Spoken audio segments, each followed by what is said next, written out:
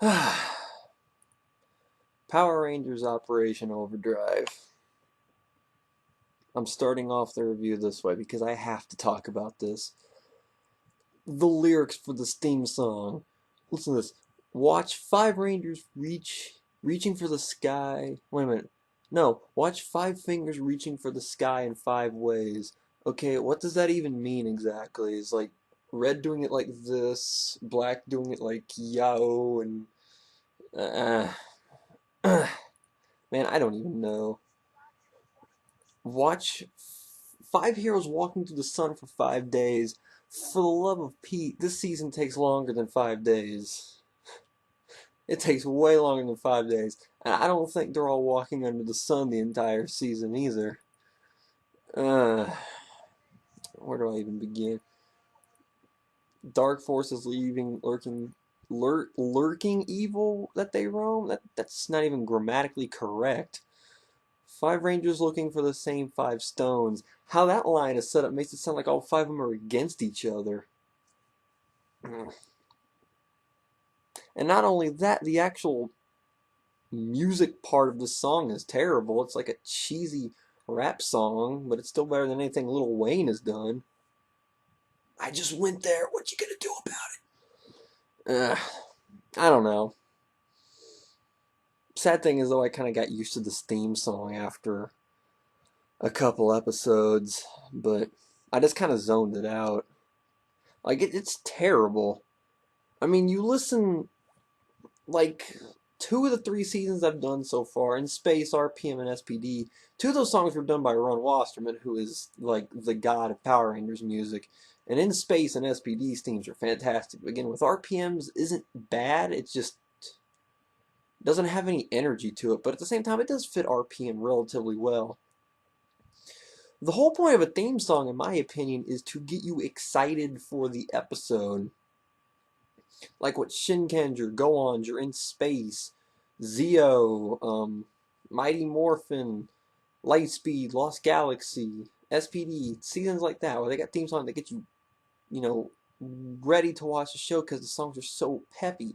But this theme song makes me not want to watch this season. Well, the fact that it's Overdrive makes me not want to watch this season, but the theme song really doesn't help. I mean, shoot, at least this season had a theme song that made you want to watch the season, even though I don't particularly want to watch this season either. But I have to get the turbo sooner or later. Dang you, Wasserman. I don't even think if Wasserman made a theme for this season if it would have helped anything. Okay, well, let's get this over with. Alright, Overdrive's cards haven't been released yet. So, oh well. Sucks to be them. Like it already didn't suck to be them to begin with. So, just like I said with SPD and RPM, this was my first time watching this season. And I jumped into Overdrive now for a few reasons. One, because I wanted to get it out of the way and over with. Two, I wanted to see how bad it really was. And three, because I felt like I was going to have a real fun time reviewing this season. Well, once I got done watching it, like, what, 2 days ago? What's today? Monday? Tuesday? Yeah, I finished it on Saturday. And like it was so bad that I didn't even want to talk about it. I just wanted to put up a video saying I'm not reviewing this season. It just sucks, and then go right into Lightspeed Rescue, which is the next thing I'm going to be doing. But I held strong. I gave it a couple days to calm down. And this isn't going to be an in-depth review, especially for the story part, because the season was so boring and so like skewed all over the place and made ye amount of sense that I didn't follow it very well, to the extent where I hardly remember what I just watched, but at the same time I know what I watched and I know what I'm going to rant about, but when it comes to actually doing the story, I have no idea where to start. So I may not do a story overview of this season because it's just who cares? I mean, Overdrive didn't give me a reason to care about anything. It didn't give me a reason to care about the characters. It didn't give me a reason to care about the story. It didn't give me a reason to care about hating the villains. It just didn't give me a reason to want to finish watching it. I'm serious, by about episode 10, I was already tired of this season. And that was barely scratching the surface, even if the season is 32 episodes. I just got tired of it. Flat then and there. I mean, at least this season had a reason to be bad. If you know anything about this season's Sentai counterpart, Car Ranger, then you'll know why Turbo failed. In case you don't know, Car Ranger was meant to be a joke Sentai season. I think they said it was supposed to be parodying Turbo Ranger, which was like 2 seasons before Jetman, if I remember my order of seasons correctly. But Car Ranger was supposed to be a joke season. I've seen like the first 3 episodes of Car Ranger and trippy. It's so stupid, but I can't look away. It's one of those things. You know it's stupid, but you don't want to stop watching it. But just watching those 3 episodes, I immediately realized, yeah, realized why Turbo failed. It had a bad Sentai to work with. And the fact that they tried to turn that season into an epic, it was going to backfire no matter what. So what the heck was Overdrive's fault? I've seen like the first 4 or so episodes of Bokenger, and those first 4 episodes really impressed me, to the extent where that's the first season I'm going to go back and watch when I get back into doing Sentai seasons, because Bokenger actually looks really good. And I've heard a lot of good things about Bokenger. And it sounds like a really dark, serious season, which is kind of the season you would want to base a Sentai off of, right? Right? Because, I mean, you don't have any really goofy Sentai footage of people getting baked into pizzas. It's really hard to take a season seriously when the Rangers are getting baked in pizzas if the season's tone is meant to be serious.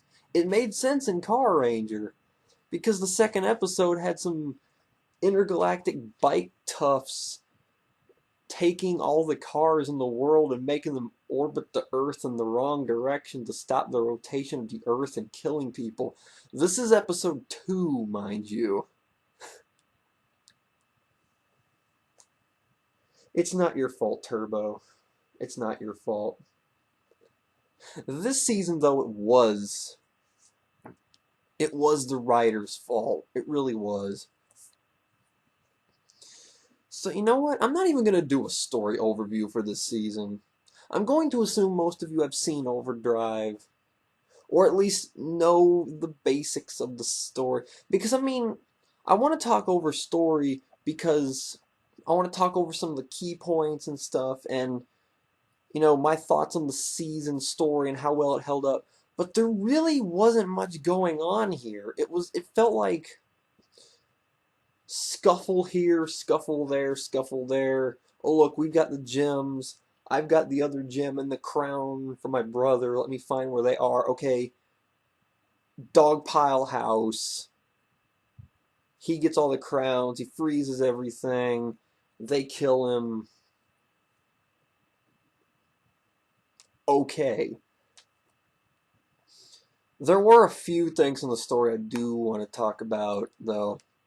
And it involves, well, Mac, Overdrive Red. Because he was the only character in this season that had any kind of character development, if you can call it character development. Well, the whole season, Mr. Harford and Spencer, which is their butler, even though he's a really creepy human being, were hinting that there was something off about him. And 2 episodes after Once a Ranger, I'm going to talk about Once a Ranger in a little bit, they revealed that Mac is really an android. that's been online for about 2 years. Uh, at first, I thought this was an absolutely terrible thing because, I don't know, it just didn't seem right. I mean, it was different, definitely. I mean, whoever would have thought of there being a robotic Power Ranger? The first, probably and only Power Ranger to technically not even be a living creature. But there was just something about it that bugged me. Like, I was sitting there watching that whole first episode when they revealed he was an android, just like,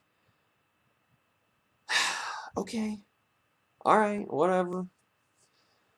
But then it actually added some character to him because he was upset with his dad that he was an android and he didn't feel like his son, but he felt more like a tool, to the point where he stopped calling him dad. He just called him Mr. Harford and stuff, just to be a complete dickwad to him. And they eventually tidied things up a little bit later. And at the end of the season, the Sentinel Knight put the crown on his head, and it turned him into a living human, which I didn't particularly care about because I didn't gain any reason to care for this doofus either. That's like the only real story thing that's even worth talking about in this season. But now on to Once a Ranger. I haven't talked about Wild Force yet, but everybody knows that Forever Red was the 10th anniversary special, even though it was going to be longer than just one episode. It was going to be a lot more awesome.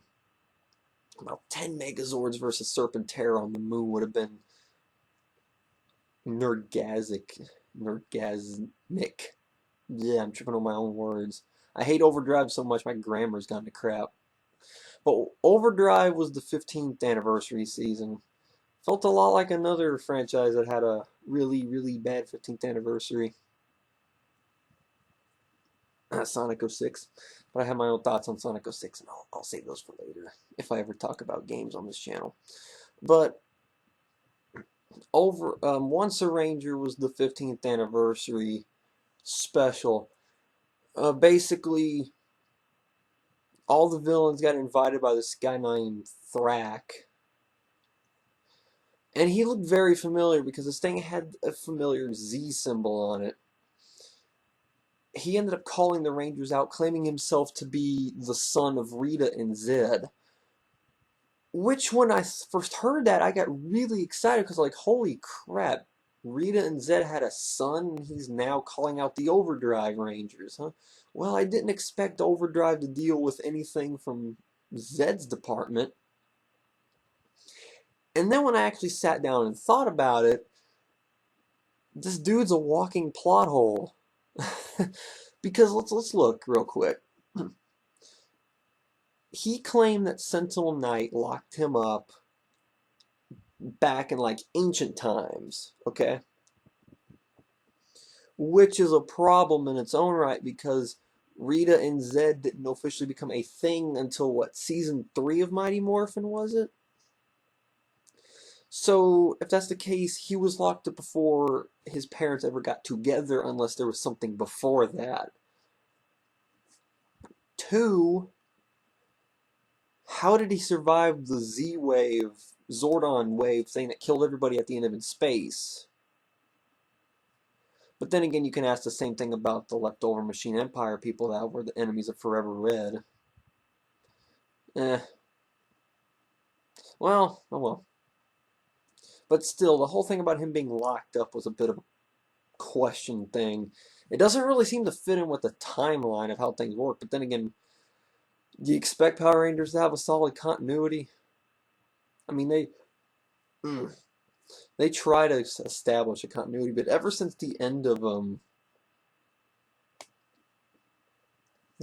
Lost Galaxy, I think continuity just kind of got spewed everywhere.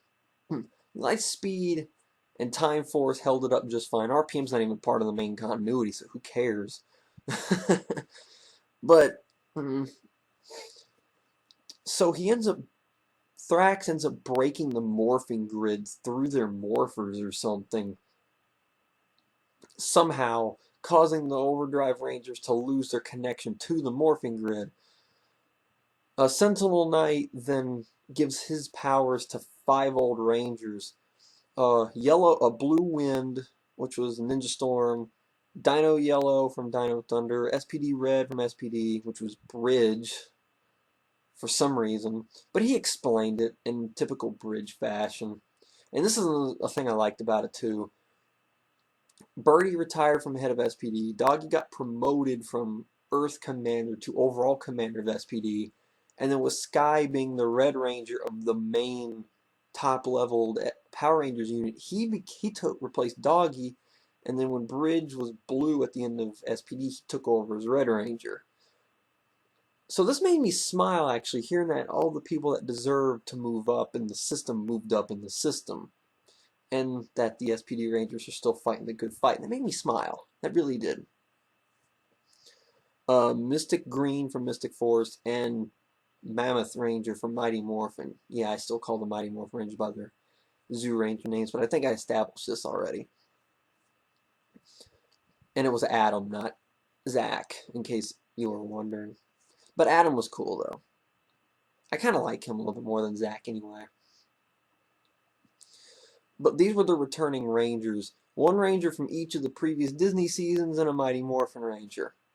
Okay, so they basically took over for the Overdrive Rangers until Adam found Alpha. I was really happy to see Alpha back, actually, even though it wasn't his actual voice. He sounded more robotic. But it was cool because he came back and fixed the morphing grid because he knew about it. And then those 5 Rangers and the Overdrive Rangers teamed up, and Adam went right after Thrak and just went toe-to-toe with the poor guy. And then Sentinel Knight became human again because of that sword they found, and then he killed Thrak in one kick and stole the spotlight from Adam like a douchebag. But I talked about that because that was literally the high point of Operation Overdrive. And you know what's sad about that? The Overdrive Rangers technically weren't even the main Rangers during those 2 episodes. So let's let that sink in for a little bit. The high point of Operation Overdrive were the 2 episodes when the Overdrive Rangers weren't technically Power Rangers. I think I've said all I need to say about the story in general, because nothing else really matters in the story. It's just a bunch of bumbling around. The villains are idiots. Moltor and Flurious keep troll calling each other. Like, every time one will screw up, the other one will come by and is like, how did that plan go, brother? And just hung up on him like, you little 8-year-old douchebag. And they literally kept trying to, like, form an alliance. And there's this one time where they kidnapped Mac, and I wanted to bring up this episode because it described Flurious and Moltor really well. They kidnapped him and decided to team up because they felt like their powers were great combined. They left with Mac in a cage. Moltar came back and Mac was like, "Oh, he called you a loser or an idiot, and he said he's glad he broke your sled when you were kids because they were humans at one point, and all this stuff, yada yada yada." And he got mad and went to go get some of his goons. And then Flurious came in. And he was like, "Oh, Moltar called you an idiot and all this stuff, yada yada yada." So then he went and got his people, and they met up in front of him, and they're like, "I didn't call you that. I didn't call you that. But wait a minute, did he say that to you?" And he was like, "Yeah." And I was like, then he started insulting him more, and then they started to kill each other. The problem here is they basically figured out that Mac set them up to go after each other, and they still went after each other.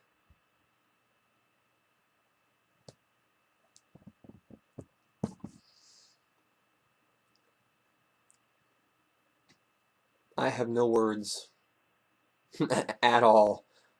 Ugh. And then there was Camdor, who was probably the only real good villain in the season. Because he didn't have a goon, he didn't have a, well, he had a hideout. He didn't have any goons, but he was like a warrior. Was he supposed to be a ninja? I really couldn't tell. They didn't establish what the heck he was supposed to be, but he looked like a ninja. He fought like a ninja, so I'm guessing he's a ninja. He took the fight to him because, like I said, he didn't have any goons like Moltor or Flurious did. Him and his girl partner, I forgot her name completely because I don't care, were all they had, and they fought the Rangers themselves all the time. But that was the only reason why they were so good, is because they fought the Rangers themselves. And then there were the Fear Cats, which didn't do anything for the story. So like they would get beat up, go away, come back like 4 episodes later in a giant robot, distracting the Rangers. Robot gets blown up, go away, come back, another robot dies. Repeat process about 2 more times, and then they get killed. Okay, yeah, those are some really good villains. I do like the fact that there were multiple groups of villains that were all against each other just as much as they were against the Rangers, and they hated each other to the extent where they wouldn't team up with each other. It was a cool concept, but when all the villains are complete retards, it doesn't help your case much. I mean, I could not take any of these guys seriously at all. I was never intimidated by any of them, and they were so bad that I never hated one group or the other enough for me to root for the Rangers hardcore to kill them. Like Dark Knightmon. He was such a good villain that he made me hate him, and every time Crossheart went up against him, I wanted him to kill him. That's what makes a good villain. None of the villains here did that. And it irritated me because that's one of the things about Power Rangers and Sentai that you really need is a good group of villains. Shinkenger, Jetman, fantastic villains. In Space and Lost Galaxy, when I get to Lost Galaxy, fantastic villains. This season, the villains are... I don't even know what to describe them. They're all like Team Rocket. They're there. They don't do anything, but they're there. Well, they do stuff, but who cares? And then for the Rangers themselves, I felt like that there was literally no difference between them aside from their specialties. Mac was like a sit-at-home kid who really didn't do anything until he found out he was an android. Then he became a complete dickwad to his dad. Dax, who was blue, was a stuntman in Hollywood, and he has by far the worst facial expressions of any ranger I've ever seen. Because, like, when he's standing there looking all serious, this is his serious face. The big lips and this derpy look. Like, his face just looks stupid. And he always makes these weird sound effects and goofy, like, heavy breathing noise. It's like when he gets excited, he'll be like, like a dog or like a dog or something. I don't know what the heck his problem is. But there's nothing to him about it. He's just there and he makes me laugh because he looks like an idiot. Because he kind of is an idiot. Then there's Will, who's probably my favorite of them, only for the fact that when they're in Ranger form, he has the guts to go out and try to fight the big bad guy one-on-one. He's basically like the tough guy. So it gave him some kind of character differential when in Ranger mode, but when outside of Ranger mode, he was just kind of like the others. He's like a... What was his profession exactly, anyway? Like a security hacker, I think is what it was supposed to be. I don't know, they never really made it clear. They showed him hacking in the safes and breaking out of locks and stuff. So I guess he's a locks and lockdown hack expert or something. I don't know how to describe it. Ronnie, who is yellow, was a really, really hyper woman. And she's like a NASCAR driver or something. She's always really excited for no good reason. Every time they see, like, oh, here's a new weapon, here's a new Zord, she's like, with this creepy right face or something. She, I don't know, and she's like the most childish of all of them. And then there's Rose, who's pink, and she's like the genius. She's the one that figures out where everything is. And if it wasn't for her, the season probably would have been about 70 episodes because I don't think anybody would have been able to figure out where the heck any of these things were if it wasn't for her. She was probably the most human of all of them. Because Mac definitely wasn't the most human of all of them. Failed joke failed. But seriously though, she was the one that I felt like was the most normal. Without talking about Tyzonn yet, no one really want to talk about Tyzonn here in a little bit. They all felt like 6-year-old children. Like, literally every time they're like, these are your Zords. Alright, we get Zords! Yeah, woohoo! I can't wait to see it! And then when there's like, oh, here's the new drill gun thing. Ooh, I want to test it out first. No, I want to test it out first. No, me. I'm the better shot. Yeah, well, I like guns. And they fight over who gets it first or something. And then, like, when Will's bike helicopter thing was being made, he was like, is my bike ready yet? No. And then, like, 5 seconds, like, a couple minutes later, is my bike ready yet? No. Is my bike ready yet? No. Is it ready? No. Freaking shut up. All of you, shut up. And then this goes to Tyzonn too, when he was like, oh, I'm working on Zord for you. Oh, can I see it? No. Please, let me see it. At least tell me what it looks like. No. And then he's walking away. He's like, hey, Spencer, do you know anything about my Zord? What is it? What do you mean it's just 3? Oh, well, what am I'm getting? What is it?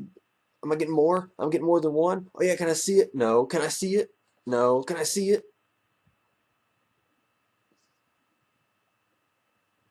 I thought you were supposed to be the kid. I thought you were supposed to be the kid, Justin. You're more mature than these dimwads are. Felt like I was watching a freaking field trip to Toys R Us or something. Like an elementary school field trip to Toys R Us. They made me die on the inside. And then Tyzonn, the Mercury Ranger. The only character with a backstory. Basically, he's a Mercurian, which is a race of human things that can turn themselves into liquid mercury. Because that's physically and scientifically possible. Don't question it. Seriously though, I facepalmed when I was like, oh, I'm Mercury. I couldn't believe it. It makes the Mac being a robot thing actually reasonable.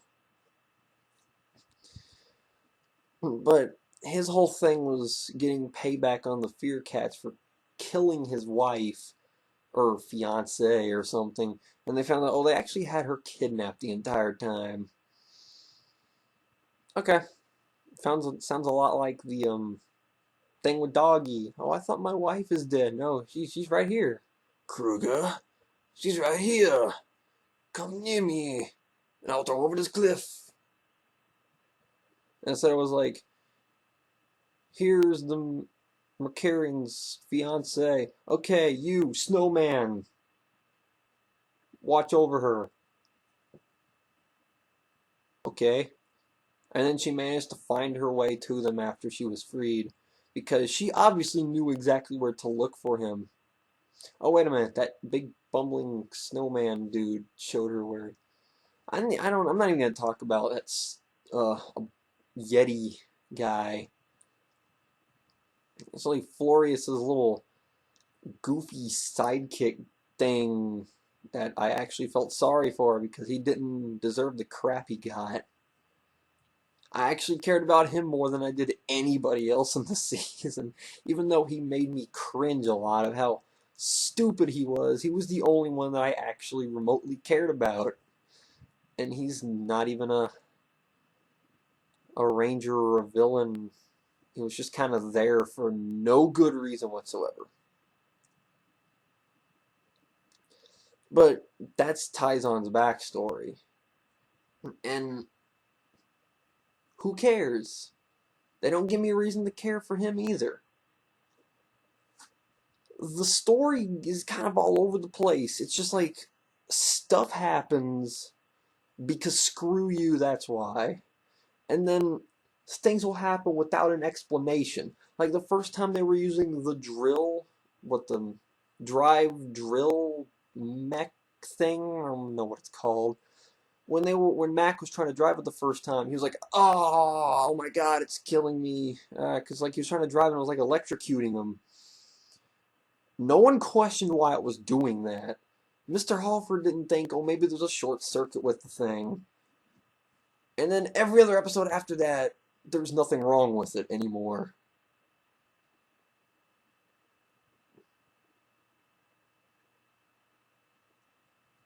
Stuff like that. Like things just happen with no explanation, and then stop for no explanation, and then things will just kind of happen.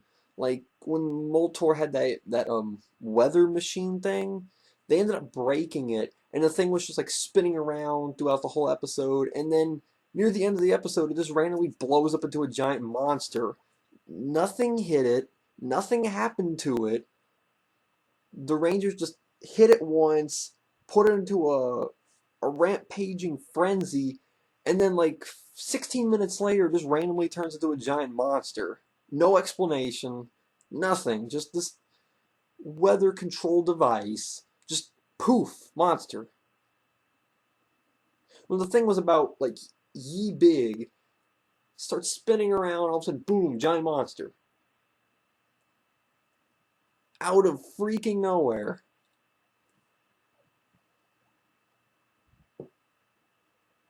Ugh.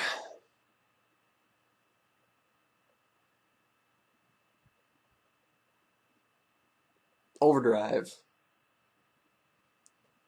where stuff happens. I cannot wait for Linkara's History of Power Rangers review for this season.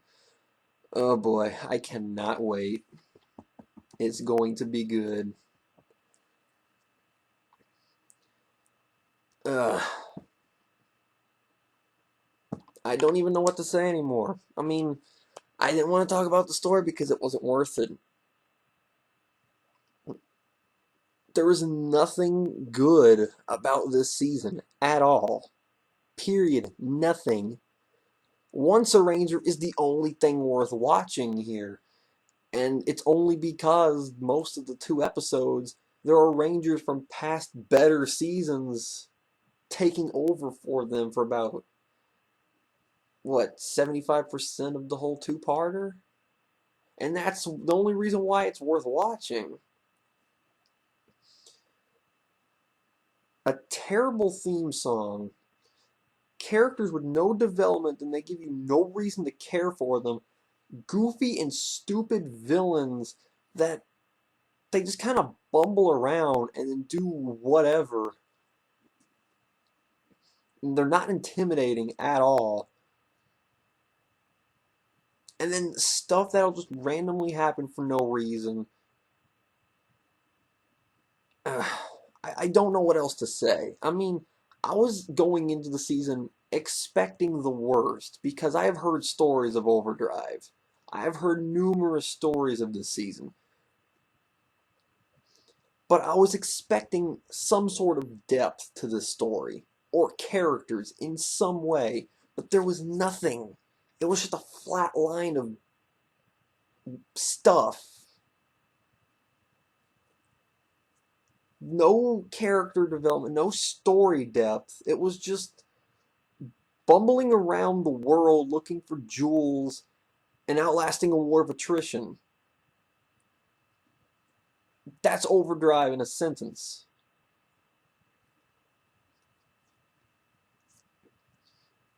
I've pointed this out. I keep telling people that there were 3 points that I put to Overdrive. One, everybody's a goddamn idiot. Two, stuff just happens. And three, this is a comedy of errors. It really is, though. I have never cringed and facepalmed and stopped watching, like, pause the video just to contemplate what I just witnessed as many times as I did watching this. I have seen some really bad things in my lifetime. I have watched Spider-Man 3. I've seen the Daredevil movie. I've seen the Green Lantern movie. I've seen Dark Knight Rises. Yes, I think that movie is terrible. I've seen Batman and Robin. And Batman and Robin was probably the one closest thing that made me cringe. But nothing has ever made me just flat out be disgusted at its existence as this. This season didn't even meet the low expectations I was expecting. There was nothing here at all. You know when you get finished watching a Sentai season, when the season ends, your mindset is in, let me use Shinkenger for an example. Your mindset's in Shinkenger.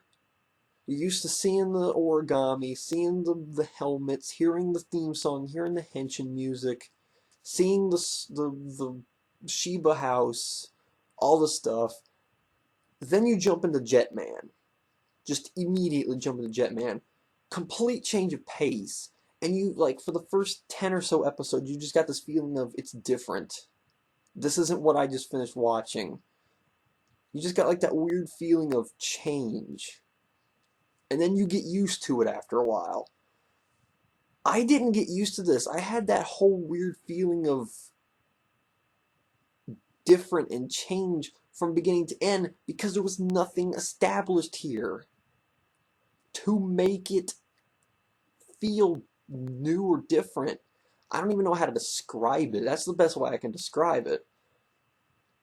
Basically, what I'm saying is it didn't have a moment that made it feel different or interesting to watch to make me get into the groove of the season. It just started, did crap, and ended. I don't even know what to say. It just...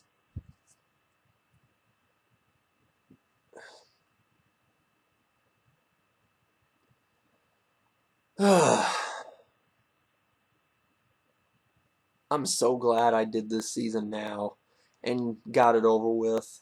Because if I had saved Overdrive for doing the seasons in order, it would be, the second to last season before I hit Samurai?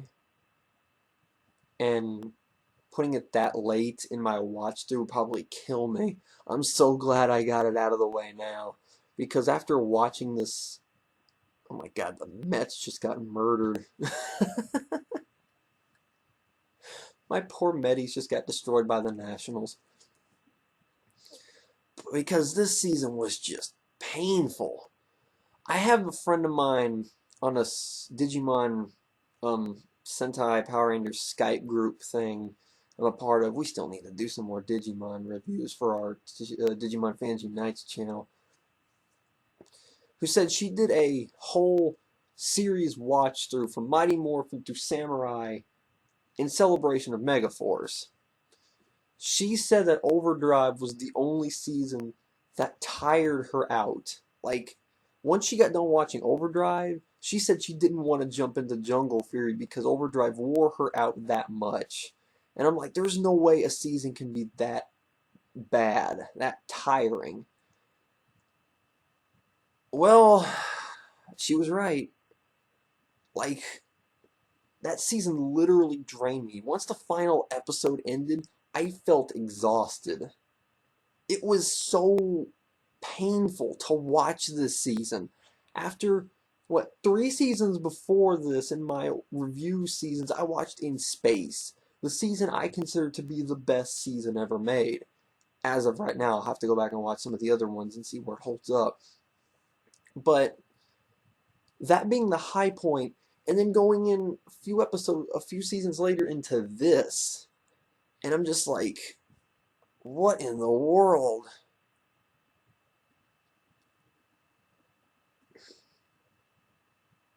There is just so many things wrong here.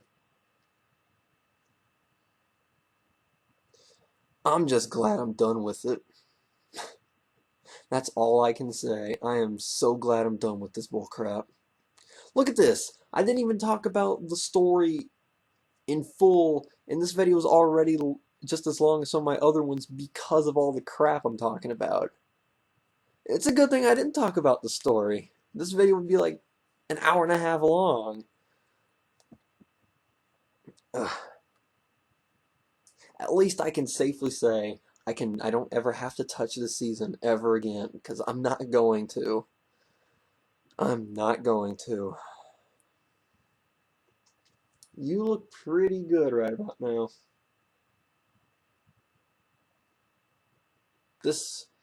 Watching this actually looks like a really good idea right now. But I'm not going to. Next time I get on the interwebs, we'll be going to Mariner Bay to talk about one of my all-time favorite seasons ever, because I'm doing this twitchy motion for some reason. I'm probably excited that I'm done with Overdrive. I'm happy. Lightspeed Rescue, one of my favorite seasons ever, and a season that a lot of people don't seem to like, especially among my Skype Facebook friends, saying that it's a really boring and bland season, but I personally love Lightspeed Rescue, and I cannot wait to talk about this season because it's Carter Grayson and his bitches. That's basically what Lightspeed is. Ugh.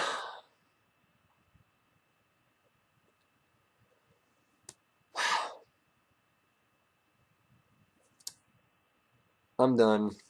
Screw the season. Operation NOOOOOverdrive is what I'm going to call it from now on. Ugh.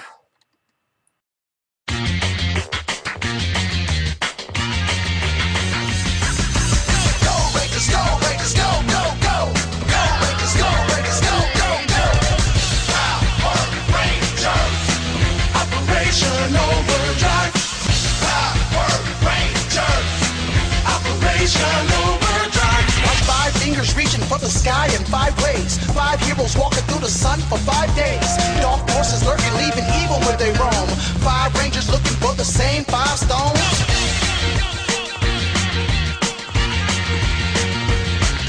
There's treasure to be found, there's some lives to be saved. A planet to look after, there's a whole lot of space. Good versus evil, we got heroes